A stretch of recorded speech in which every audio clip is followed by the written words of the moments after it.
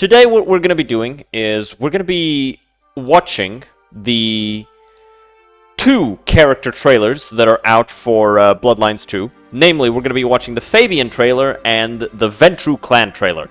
Now, for those of you wondering, who the fuck is Fabian? Well, in Bloodlines 2, it's doing that thing where it's an RPG, and you create your character, and that's the character that you want to play, but halfway through the game, you have to play as somebody else. And that's just the thing that they're doing, right? Like, so far, I think that the only game that managed to accomplish that well was Witcher 3, and it was because Ciri had her own host of really cool superpowers that you did not have as the player character. However, and she was actually, like, stronger than Geralt in a lot of ways.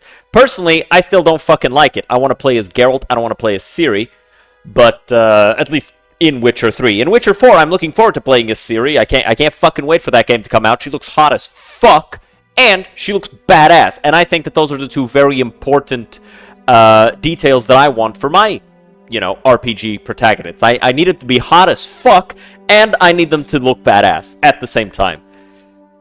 But, with all that being said, let's check out the Bloodlines 2 Fabian trailer that came out 2 weeks ago. Let's see what's in store for us. My name's Fabian. Hello. I am a vampire, Malkavian by blood. I work for Benny. I've heard of you. All good things, I hope. I have heard of you. And I was, and still am, a detective. Fabian! Are you out on the trail of a conspiracy? Why am I asking? With you, it is always a conspiracy. Matter of fact, I just started a new case. It's a curious one. There's a girl. Isn't there always? Figure it out.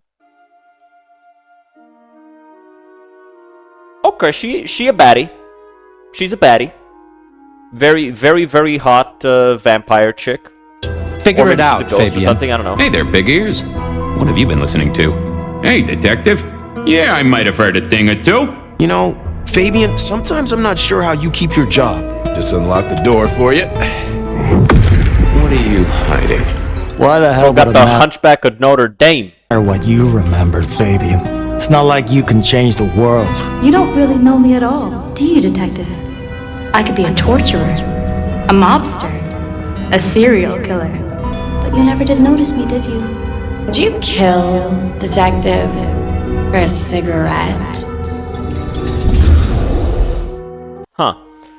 Okay, so interesting enough, there are some hints throughout, mostly with the color palette, to show that Malkavian madness, you know, stuff like this, but feels a little sketchy, right? Because, you know, a Malkavian is meant to be crazy. Malkavians are flipped the wrong way a lot of times. Let me see if I can actually go to the Malkavian clan page.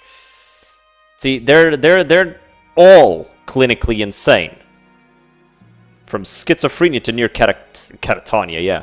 And it's like in Bloodlines 1, you even get to meet the clan head of the Malkavians, and he is so insane that he has booby-trapped his entire mansion to the point that all of his... Appreciate the follow, Metasalemus.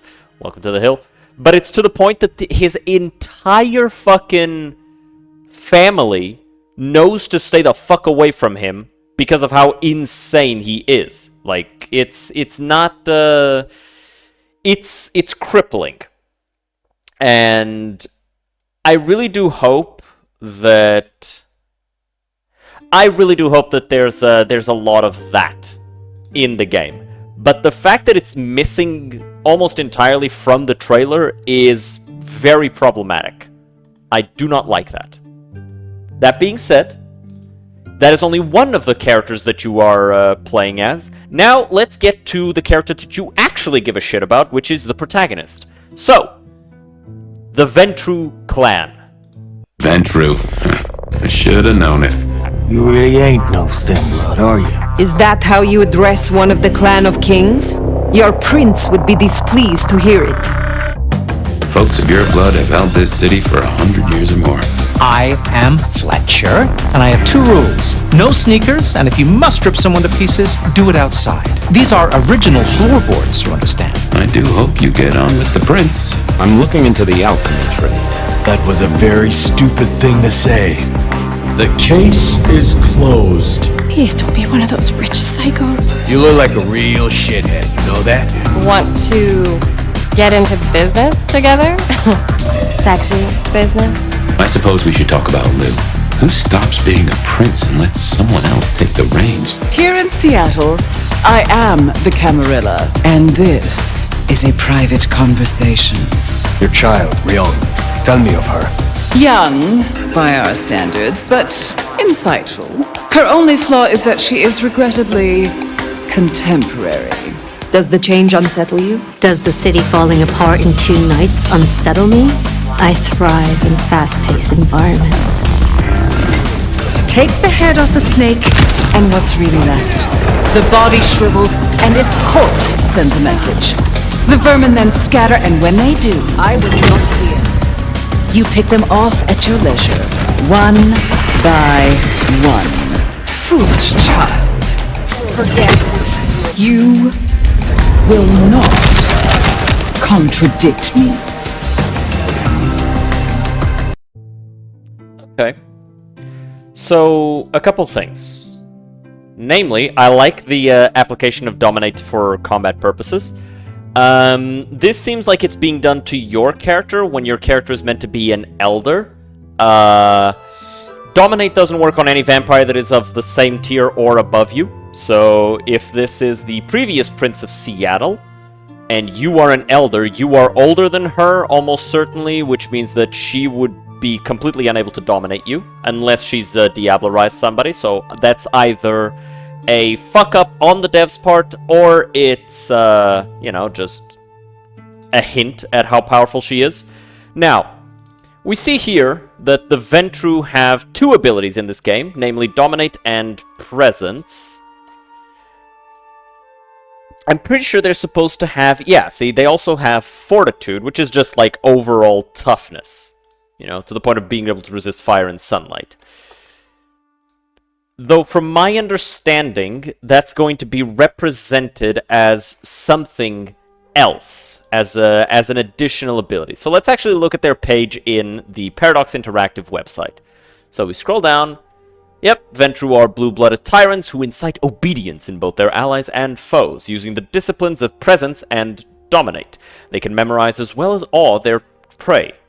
Stuttered there. Feeding builds up Fortitude, allowing the Ventrue to soak up more damage in case any enemy is powerful enough to resist their force of will. Okay, so it's differently applied. Okay, so because Fortitude is more of a passive skill, it's being treated as, you know, something that builds up through gameplay rather than active abilities. So they've got here abilities. Flesh of Marble, feeding hardens your skin, making you highly resistant to damage.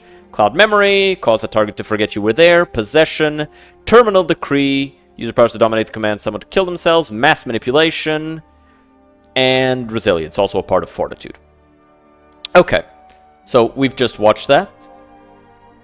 And, oh hey, we've even got all of the clans, including Toreador and La Sombra, the 2 clans that you have to pay extra money for. It's a... Well, I want to say a shame, but really it's shameful that they didn't spend like an extra 5 minutes just to create unique characters for each of the clans. I understand it would take more than 5 minutes, but still, it's really, really fucking sad to see. But let's actually take a look through this entire trailer, because I wanna talk about specific things here.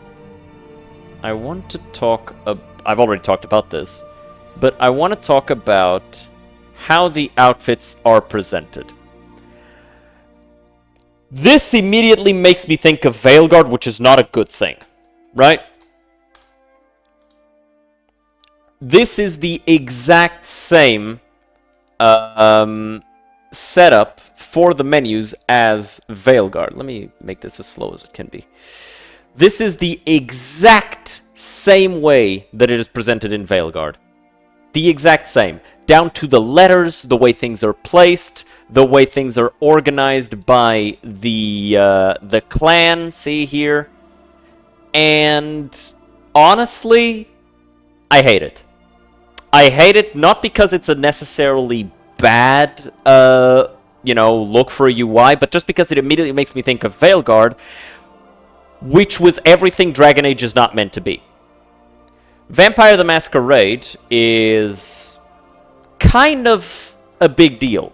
Like, a lot of people like it. Granted, it's not a mainstream thing, but a lot of people like it. They call it an action RPG, which I also dislike. And we've seen a handful of the combat... we've seen a handful of the combat animations, and they did not look good. There was a lot of like hands like floating very visibly over the target that's being killed. A lot of that stuff. Appreciate the follow, Chase and Spillway, and a lot of overall sketchy things. And I don't like it, and I don't think anybody does. But I'm still going to keep an eye on this. I'm still going to be watching it intently, and we will see where this goes. Right now, I do not like the direction that this is going. This is looking to me like a Veilguard that's being even scummier about its monetization. Because at least Veilguard sold you the game, and that was that, right? Like, I don't even think Veilguard came out at $60. I could be wrong. Okay, yeah, it did come out at $60, and it had the deluxe edition, but the deluxe edition only included a couple of cosmetics, and that was it. It didn't include, like, actual content that you would be missing out on unless you paid for those. And it's especially bad if they said, "Oh, hey, subclasses are hidden behind the deluxe edition," or worse still, you have to pay the deluxe edition if you want to play as a mage, which is basically what's happening for Bloodlines 2. They're asking you $20 in order to be able to play as a base class. What the fuck is wrong with you doing that shit, right?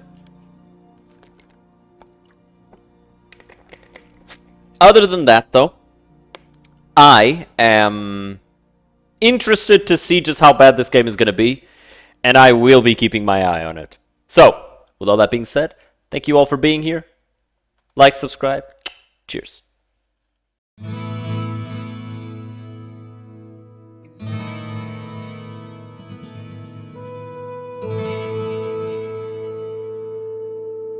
Thank you.